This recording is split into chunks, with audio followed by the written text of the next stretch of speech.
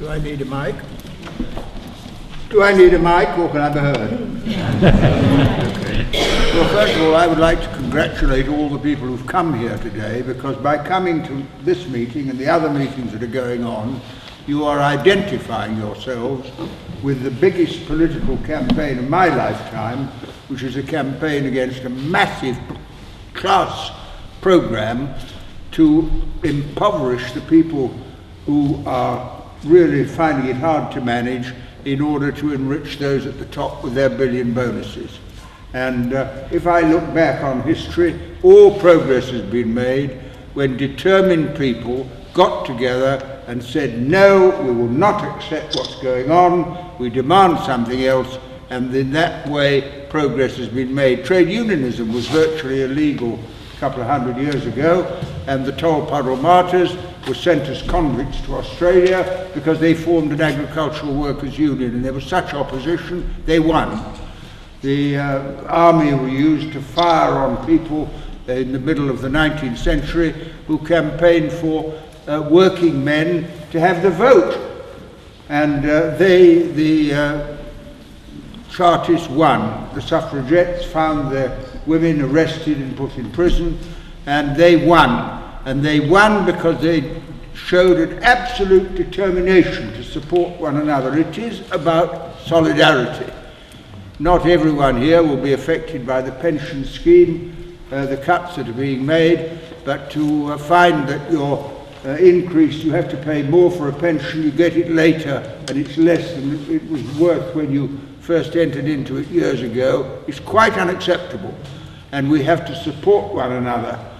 Solidarity is a funny word, people use it, but during the miners' strike, when I represented a mining area, some American miners came over to support the British miners.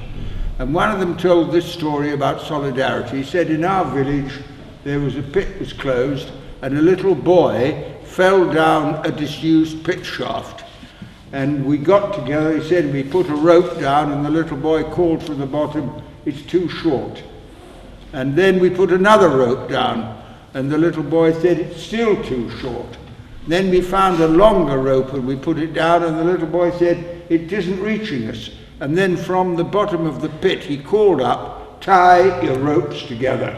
That is what solidarity is about. It's about people supporting each other so that out of the mass opposition, we can force the government to change their mind. They've done a couple of U-turns, and this is the biggest U-turn we're demanding, a U-turn to ease the pressure upon working people, upon old people who need care, upon children, upon all the facilities that are required, which are being cut.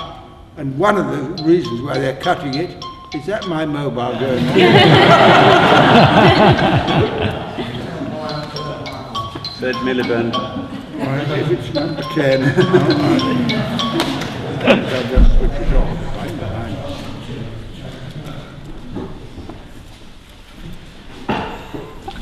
You see, all the public services that we have were voted for.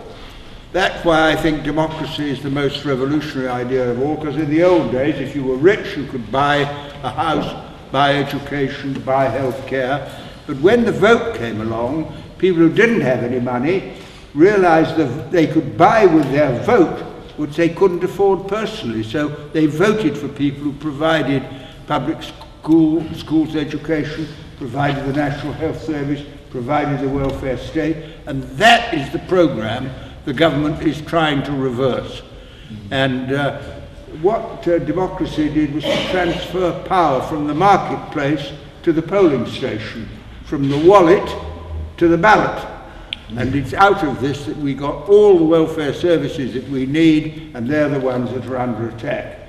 So the meetings that have been referred to, there's June the 30th, a very big trade union demonstration, and I hope people will support those who are on strike. Then there's the meeting that Chris has just referred to, called by the Coalition of Resistance. We've got to go on and on and on. And as you see in Syria, you can get people in the streets and you can shoot them and kill them, but you can't actually stop the demonstrations. And that's what we have to be clear about. We are not going to be stopped from demanding justice.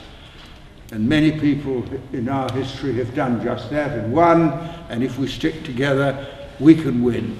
And so thank you for coming, for putting your effort into it, and we shall see a lot more of each other in the weeks that come ahead, because the organisation of this resistance is growing and growing and growing, and we make sure that if we stick together, we can win, and that's what we are aiming to do. So thank you for listening.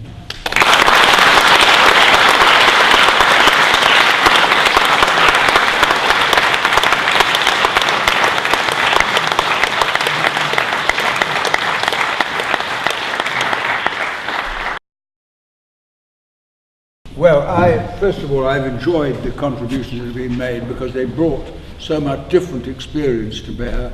And what Chris said about building as a united movement is absolutely right. And I think the idea of having a vision is very, very powerful. My mind goes back to when I was 19 years old. I was in the Air Force and I was going to South Africa to learn to be a pilot. And we had a meeting on the troop ship on war aims. What do we want out of the war? Everyone was all talking about after the war, what should we do? So we had a meeting. And one lad got up and he made a speech I've never ever forgotten. I wish I knew his name. He said, in the 1930s, we had mass unemployment. He said, we don't have mass unemployment in wartime. If you're going to have full employment killing Germans, he said, why can't you have full employment building schools, building hospitals, recruiting nurses, recruiting teachers? And that is how we got the welfare state. We decided to apply the same principle in peacetime as we did in wartime. In wartime, if you have to do it, you do it whatever the budget says. You don't stop bombing Berlin because you've exceeded your budget. You do it. And similarly, the health service, at the time they said we can't afford it, but we did it, and it's the greatest thing we've ever done. And if I look ahead, I can think of a lot of things I'd like to see. I'd like to see a national care service for older people, so you don't see these awful pictures of people in these private homes that have gone bankrupt and so on and so on. And local government has got a critical role to play. And when I read about the academies, that is taking education away from an elected body and putting it in the hands of private people who run it themselves and in some cases hope to make a profit out of it. And the academies are an attack upon a national educational system.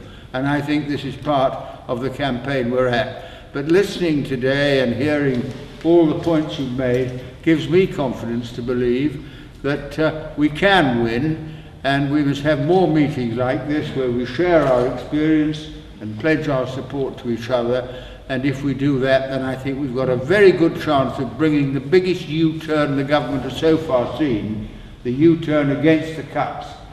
It's partly so they can get enough money to fight another war. So thank you very much.